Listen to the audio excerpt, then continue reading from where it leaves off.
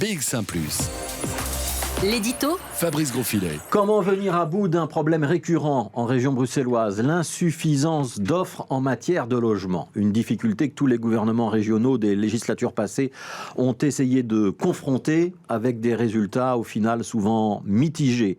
Des conséquences qu'on connaît tous, des mal logés qui passent d'un logement précaire à un autre quand ils ne sont pas contraints de dormir dehors parfois, des marchands de sommeil qui profitent honteusement de la situation, des classes populaires qui, même avec deux salaires, ne trouvent pas de logement correspondant à leur budget, et des familles qui, parce qu'ils souhaitent plus d'espace ou de jardin et ne le trouvent pas, préfèrent quitter Bruxelles, s'installer en périphérie, donc ne plus payer d'impôts en région bruxelloise, devoir quand même y venir travailler et accentuer les problèmes de mobilité. C'est le cercle vicieux. Il y a deux lectures possibles à cette tension sur le marché du logement.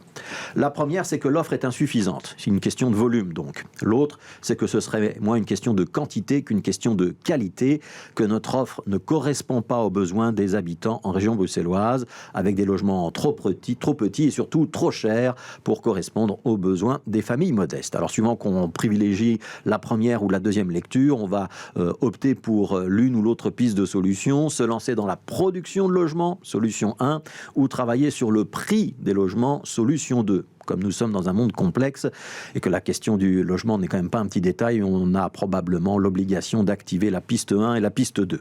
Alors j'ai dit production de logement, je n'ai pas employé le terme de construction, parce que sur ce terrain-là, les autorités bruxelloises n'ont jamais réussi dans le passé à être au rendez-vous. Et on pense spécifiquement à la construction de logements sociaux, où il y a une liste d'attente de près de 50 000 personnes. On a dans le passé donc enchaîné les plans avec le regret de devoir constater à la fin de chaque législature que les promesses n'avaient pas été tenues. Procédure compliquée, permis de bâtir qui traîne, chantiers qui prennent du retard, il y a toujours plein d'explications.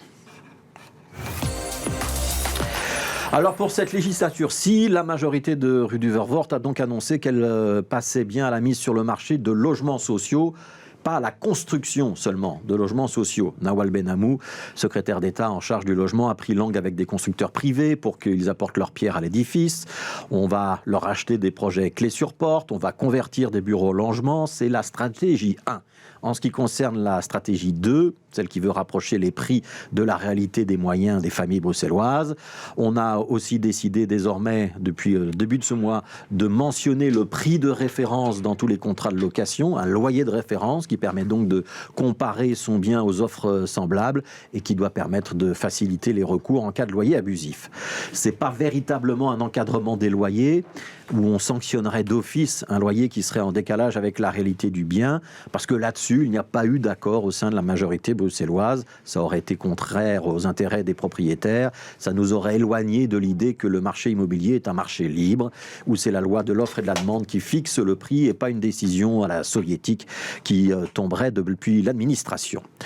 Ça, c'est tout le défi qui d'ailleurs se pose à Nawal Benamou. Concilier les intérêts contradictoires. Celui des locataires qui veulent plus de logements en général, celui des locataires sociaux qui veulent surtout du logement social, celui des locataires aux moyens plus conséquents qui veulent des logements de meilleure qualité, celui des propriétaires qui veulent rentrer dans leurs frais et ne pas louer quand ça ne vaut pas la peine, parce que louer c'est une prise de risque, on peut toujours tomber sur un locataire indélicat. Et puis on ajoutera dans cette équation les défenseurs de l'environnement qui sortent les armes à chaque fois qu'un projet conséquent de construction de logements voit le jour. Des tirs de barrage sur la friche Josaphat ou au Champ des Cailles, pour donner deux exemples.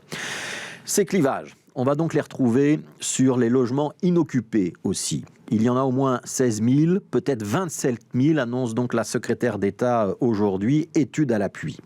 Est-ce que demain, on incitera les propriétaires de ces logements vides à les mettre sur les marchés? Ou est-ce qu'on va les contraindre à le faire? C'est toute la question. Pour la majorité bruxelloise, elle ne sera, cette question, sans doute pas plus simple à trancher que la taxe au kilomètre, que le conflit des taxis.